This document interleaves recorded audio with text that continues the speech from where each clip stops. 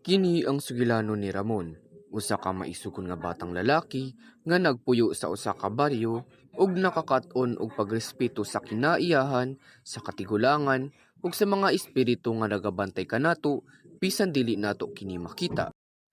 Kaniadtong unang panahon, adunay usa ka batan-ong lalaki nga ginganlag Ramon. Si Ramon kusgan og isog, apan usahay malimot siya sa pagpaminaw sa tambag sa mga katigulangan. Mun, matod pa siyang lola, kung moagi gani ka sa dapit nga mingaw o sa karaang kahoy, pag-ingon og tabi apo, isip timaan sa pagtahod. Nikatawa si Ramon. Lola, mga karaan naman ang istorya, matod pa niya. Usa ka masulaw nga hapon, naglakaw si Ramon padulong sa pikas baryo. Niagi siya sa usa ka higanting kahoy nga nuno. Pag-abot niya sa kahoy, kalit lang nga nangihi si Ramon. Sa walay paghuna-huna, didto ra gyud siya nangihi sa mga gamot sa kahoy.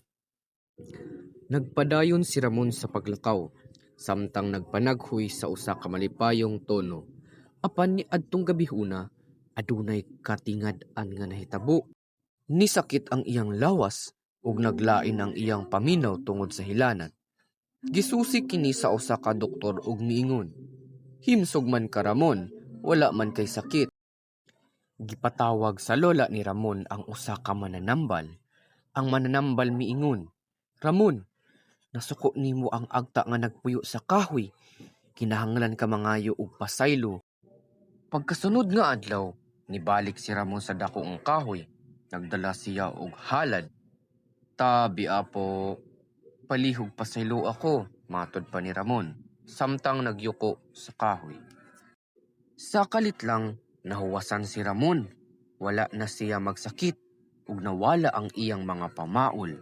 Sugod ni atong adlaw, si Ramon kanunay na nga moingon og tabi apo kun moagi kini sa mga kahoy, mingaw nga dapit o sa mga bungtod nga yuta.